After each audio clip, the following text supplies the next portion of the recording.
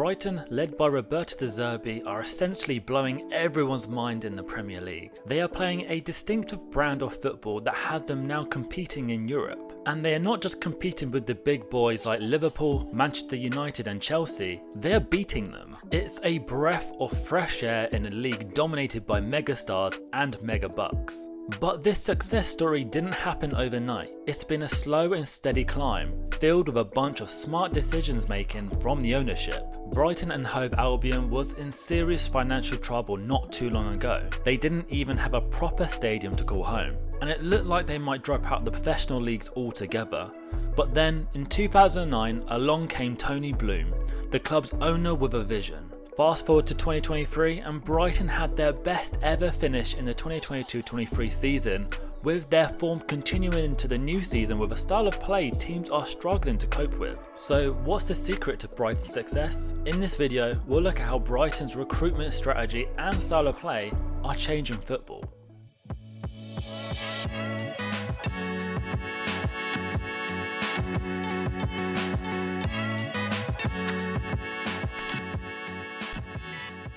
Tony Bloom is a long-time Brighton fan and his family has had a long association with the club. Before taking over Brighton as chairman, securing a 75% shareholding in 2009, Bloom was a successful poker player, and in 2006 he founded his betting consultancy Star Lizard. Star Lizard employs nearly 100 analysts to collect unique match data from multiple European football leagues. Bloom uses this information in two ways. For starters, the stats allow him to turn over hundreds of millions of pounds each year for Star Lizard, and second, the company sells data to professional gamblers in the same way that Opta does for the media. Prior to Bloom's takeover, Brighton were homeless and financially stricken, playing at Gillingham's Prisfield Stadium, then the run-down Withdean, following the forced sale of their home stadium, the Goldstone Ground. Bloom invested £94 million into the construction of the club's new stadium, the Amex Stadium. His investment and shrewd decision making enabled the first team to knock on the Premier League door for several seasons in the mid-2010s, finally gaining promotion in the 2016-17 season.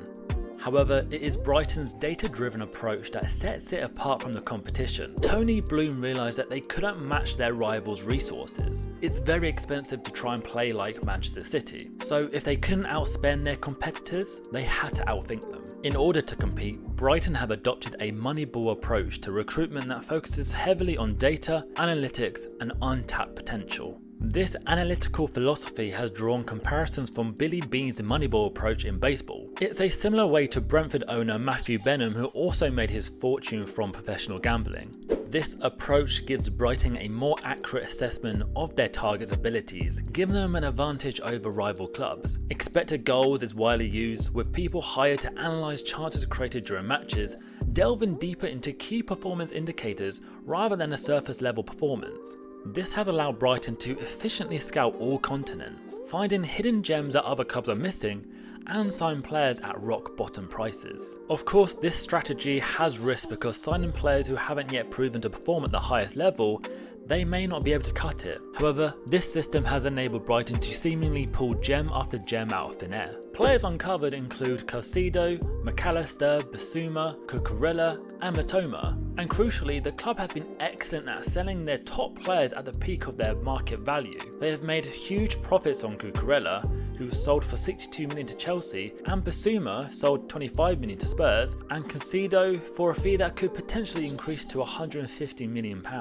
Meanwhile, the club's clever recruitment model ensures that when higher profile players do leave, there's already a ready-made replacement who can slot into the starting 11. For example, Cucurella was then replaced with a £15 million player in Pervis Estupiñán.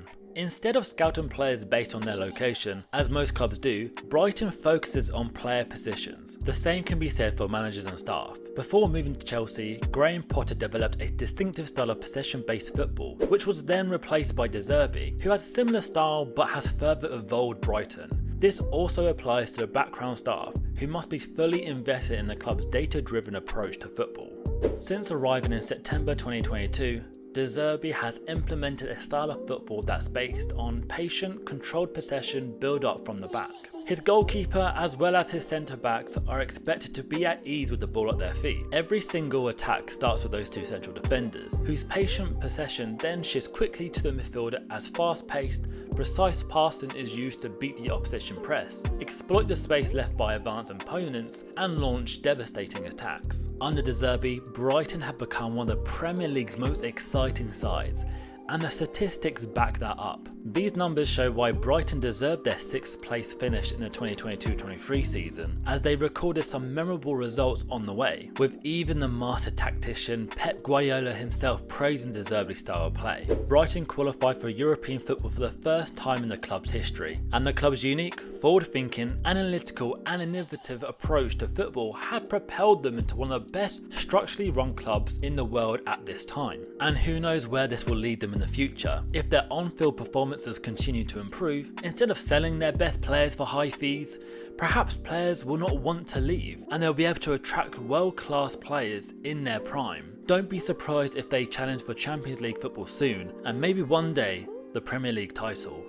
Thank you so much for watching, and if you enjoyed this video, please don't forget to give it a thumbs up and subscribe to our channel. We'll see you next time.